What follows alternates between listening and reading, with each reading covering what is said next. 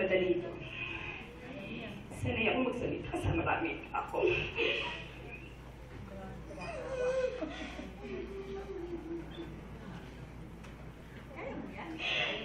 Pero pagdating sa lola ko,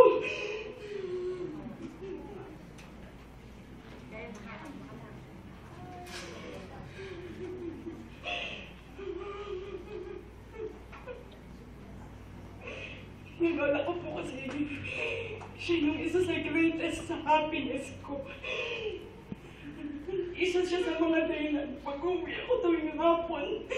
Masaya akong umuwi kasi excited ako makalaro siya. Makakwentuhan, makabiruan.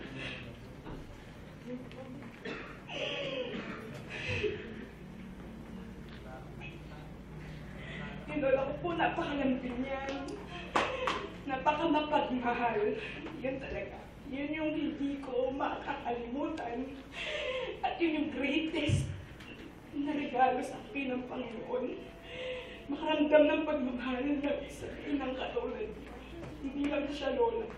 Kaibigan siya, katawanan, kabiruan, kasutilan.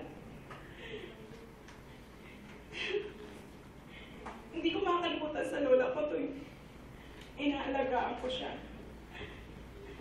Akapin niyo, sasabihin niya, Apo, maraming salamat. Kaya ka pala ganyang kalaki. Kasi ikaw pala ang bubuhat sa akin. Mahal na mahal kita, Apo. Sana huwag kang mapapagod. Lola, sino bang mapapagod mag-alaga sa'yo? Marunong kang magmahal. Marunong kang magpasalamat. Proud na proud ako sa lola ko. Kasi ang dami pong nagmamahal sa kanya.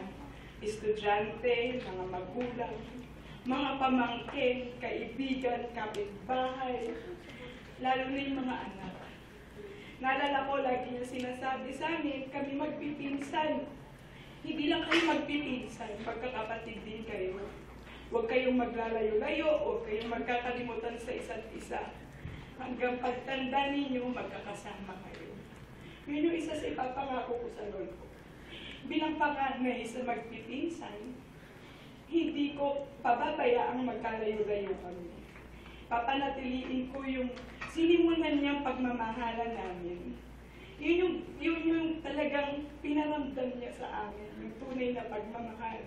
Tatalikuran tayo ng kaibigan, tatalikuran man tayo ng sino man, pero yung katulad ng pagmamahal na binigay niya sa amin, na alam kong lahat naramdaman namin, masasabi ko lahat ng apo niya, kahit yung mga apo niya sa tuhod, naramdaman yung tunay na pagmamahal at pag-alala niya.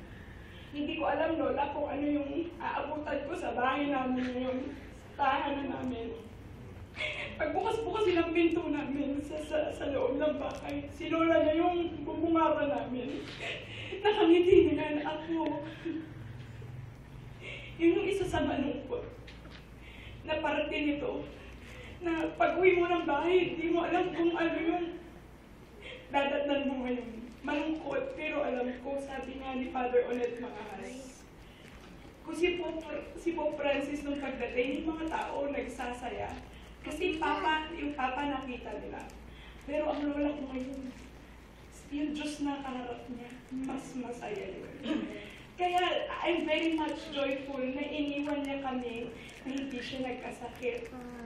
Yung joyful po yung heart ko kasi talagang in her time, in her right time, a time to be born, and a time na iwanan niya kami.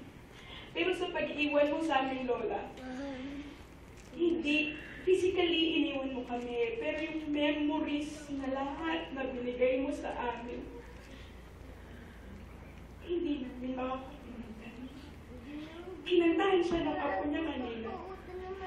Ganon si Lola, mahilig siyang pagpakanta. Sabihan mo ako, kantahan mo ko. Nung nasa hospital yan, pauwi kami. Kumakanta pa rin siya. Alam niyo kung anong kanta niya? Masaya siya, la sibal. Siya, la sibing.